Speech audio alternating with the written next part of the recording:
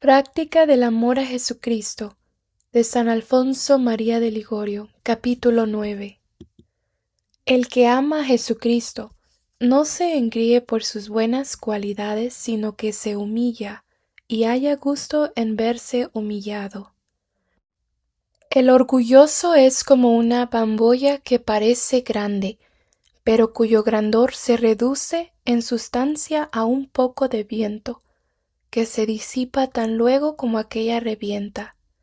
El que ama a Dios es verdaderamente humilde, ni se envanece por poseer una bella cualidad, porque reconoce que todo cuanto tiene es un don de Dios, y que de sí mismo no tiene sino la nada y el pecado.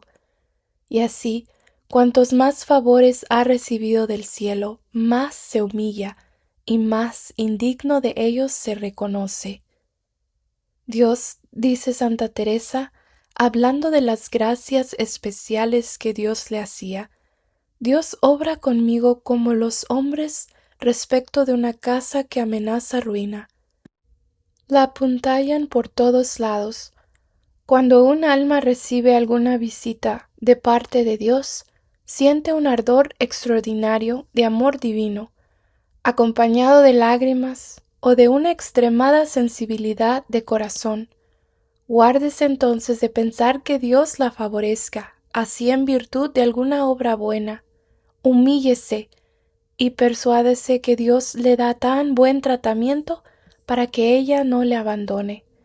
De lo contrario, si a causa de estos favores llegase a concebir algún pensamiento de vanidad, creyéndose más favorecida porque sirve a Dios mejor que los demás, esta vanidad hará que Dios la prive de todos sus favores.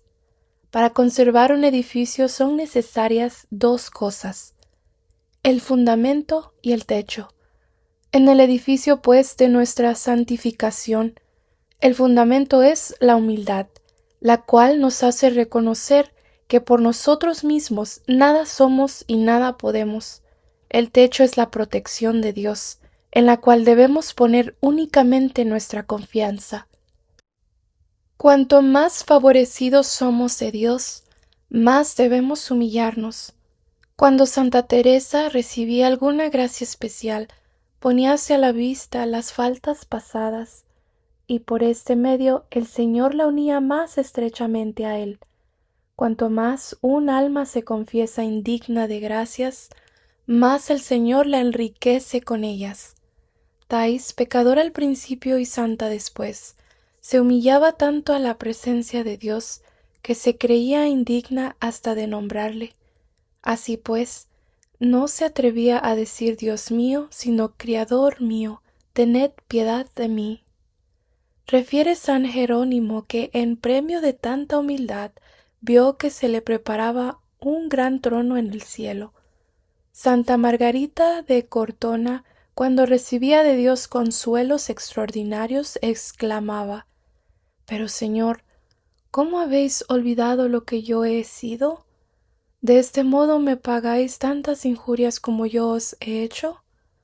Dios le respondía que cuando una alma le ama y se arrepiente mucho de haberle ofendido, olvida todas sus faltas pasadas, como lo declaró por boca de Ezequiel. Si el impío hiciere penitencia de todas sus maldades que él obró, no me acordaré yo. Y le mostró cómo le había preparado en el cielo un elevado trono en medio de los serafines. Oh, si pudiéramos comprender todo el precio de la humildad, vale más hacer un acto de humildad que ganar todas las riquezas de la tierra. No creáis haber hecho progreso en la perfección, decía Santa Teresa, si no os consideráis como el más malo de los hombres, y si no deseáis ser pospuesto a todos ellos. Esta santa no se contentaba con decirlo, sino que lo hacía, y todos los santos lo han hecho como ella. San Francisco de Sales, Santa María Magdalena de Pazzi y todos los demás se tenían sinceramente por los mayores pecadores del mundo, y se admiraban de que la tierra lo sostuviera, y de que no se abriese bajo sus pies. El venerable Juan de Ávila, que llevó desde su más tierna juventud una santa vida, hallándose en el lecho de la muerte, el sacerdote que le asistía le iba diciendo cosas sublimes. Le trataba como santo y como un distinguido sabio, mas el venerable padre de Ávila le dijo: Yo os ruego, padre mío, que me hagáis la recomendación del alma, como se hace a un malhechor condenado a muerte, pues yo no soy otra cosa. Tal es la opinión que los santos tienen de sí mismos en la vida y en la muerte. Así debemos hacerlo, si queremos conservarnos en la gracia de Dios hasta la muerte y salvarnos. No pongamos nuestra confianza sino en Dios. El orgulloso confía en sus propias fuerzas y por esto mismo cae. Pero el humilde, como no confía sino en Dios, por más que se vea asaltado por las más vehementes tentaciones, resiste y no cae, porque dice: todo lo puedo en aquel que me hace fuerte. El demonio tan presto nos lleva a la presunción como a la desesperación. Cuando nos dice que no peligramos de caer, entonces es cuando hemos de temer más, porque si cesa Dios un instante de asistirnos con su gracia, somos perdidos. Y cuando nos induce a la desconfianza, volvamos nuestras miradas hacia Dios y digámosle firmemente confiados: Dios mío, en vos he puesto toda mi esperanza, no quede yo jamás confundido, ni privado de vuestra gracia. Estos actos de desconfianza de nosotros mismos y de confianza en Dios debemos hacerlos hasta nuestro último suspiro, rogando siempre al Señor que se digne concedernos la santa humildad. Pero no basta para ser humilde tener un bajo concepto de nosotros mismos y reconocer toda nuestra miseria. El que es verdaderamente humilde, dice Tomás de Kempis, se desprecia a sí mismo y desea ser también despreciado de los demás. Esto es lo que quiere Jesucristo que hagamos a ejemplo suyo. Aprended de mí, que soy manso y humilde de corazón. El que se dice ser el mayor pecador del mundo y se irrita cuando le desprecian, manifiesta que es humilde de boca, no de corazón. Santo Tomás de Aquino dice que quien es sensible a los desprecios, aun cuando haga milagros, se halla ciertamente muy distante todavía de la perfección. Habiendo la Madre de Dios enviado a San Ignacio de Loyola para instruir a Santa María Magdalena de Pazzi en la humildad, le dio la siguiente instrucción: la humildad consiste en alegrarse de todo lo que nos conduce a despreciarnos a nosotros mismos. Notad la palabra alegrarse. Sí, pues, la parte inferior siente disgusto a motivo de los menosprecios, es menester que se complazca en ellos la parte superior y espiritual. ¿Cómo será posible amar a Jesucristo, considerar los sufrimientos y las injurias que tuvo que sufrir y no amar el menosprecio? Y para enseñarnos aún más la humildad, quiso Jesucristo quedar expuesto sobre nuestros altares, no con un exterior de triunfo y de gloria, sino sobre una cruz, a fin de que tuviésemos siempre a la vista el estado de ignominia a que se vio reducido. Esta reflexión colmaba a los santos de alegría cuando se veían despreciados. Jesucristo apareció un día con la cruz sobre la espalda a San Juan de la Cruz, el cual dijo al Salvador: Señor, ya que vos fuisteis despreciado por mi amor, nada más os pido, sino que me hagáis sufrir y ser despreciado por amor vuestro. Decía San Francisco de Sales que soportar los oprobios es la piedra de toque de la humildad y de la verdadera virtud. Si una persona que profesa la piedad, que se da a la oración mental, a la frecuente comunión, a los ayunos, a las mortificaciones, no puede soportar una afrenta, una palabra ofensiva, ¿qué concluiremos de aquí? Que es un vaso vacío sin humildad y sin virtudes. ¿Qué sabe hacer una alma que ama a Jesucristo y que no sabe sufrir un menosprecio por el amor de aquel que tanto sufrió por ella? Ya que tanto aborrecéis las humillaciones, dice la imitación, esta es una prueba que no estáis muerto al mundo, que no tenéis la humildad y que no tomáis al Salvador por modelo. Si no tenemos que sufrir por Dios bofetaones o heridas, suframos a lo menos algunas palabras.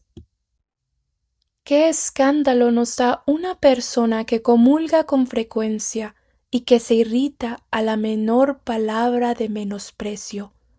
Y cuánto no edifica, por el contrario, aquel que responde a los desprecios con palabras de bondad para apaciguar al que le ha ofendido, o que no responde ni se queja, sino que conserva un semblante sereno e inalterable. Dice San Juan Crisóstomo que quien es humilde y manso es útil no solo a sí mismo, sino también a los demás, por el buen ejemplo que les da su mansedumbre en las injurias. Mas, ¿cuándo y en qué se debe ser humilde? La imitación cita ejemplos de casos en los cuales se debe muy especialmente practicar la humildad. A veces se pondrá atención a lo que dicen los otros y se despreciará lo que decís vos. Otras lograrán los demás lo que solicitan, y a vos os será negado lo que pediréis. Otros serán preconizados por todo el mundo, y nadie hablará de vos. Otros serán promovidos a empleos, y a vos no se os hallará bueno para nada. Ved ahí las pruebas a que sujeta el Señor a uno que le sirve con fidelidad, para ver si sabe vencerse y permanecer tranquilo. No hay duda que la naturaleza quedará contristada alguna vez, pero vos ganaréis mucho si lo sufrís todo en silencio. Decía Santa Juana de Chantal que aquel que es verdaderamente humilde, cuanto más es humillado, más se humilla. Y la razón es porque no se cree nunca tan humillado como merece. Los que así se portan son llamados bienaventurados. No llama el tales a los que son estimados, honrados y aplaudidos como nobles, sabios y poderosos, sino a los que son maldecidos, perseguidos y calumniados por los hombres, porque les prepara, si lo sufren todo con paciencia, una grande recompensa en el cielo. Débese sobre todo practicar la humildad cuando algún superior o cualquiera otro nos reprende por alguna falta. Personas hay que a manera de erizos, mientras no se les toca, parecen tranquilos y mansos. Pero si un superior o un amigo les reprende por alguna falta, véseles al punto cubiertos de espinas, niegan el hecho o pretenden haber tenido razón. Miran como enemigo suyo a cualquiera que les advierte sus defectos, imitando a los que se irritan contra el cirujano que les cura la herida. El que es santo y humilde, dice Santo Crisóstomo, se humilla cuando se le corrige y gime de su error. El orgulloso gime también, pero gime porque se le ha descubierto su falta, y por esto se turba, responde y se indigna contra el que le advierte. El que quiere ser verdaderamente santo, dice San Felipe Neri, no debe jamás excusarse, ni aun cuando fuese falsa la inculpación. No obstante, es menester exceptuar de esta regla el caso en que fuese necesario explicarse para evitar el escándalo. Cuán meritorio se hace delante de Dios el que siendo injustamente reprendido calla y no se excusa. Decía Santa Teresa que se adelanta y perfecciona más a veces no excusándose que oyendo 10 sermones, porque no excusándose se empieza a adquirir la libertad de espíritu y no embarazarse por si dicen bien o mal de nosotros. Gracias por escuchar este capítulo. Nos vemos en el próximo video. Bendiciones en la divina voluntad.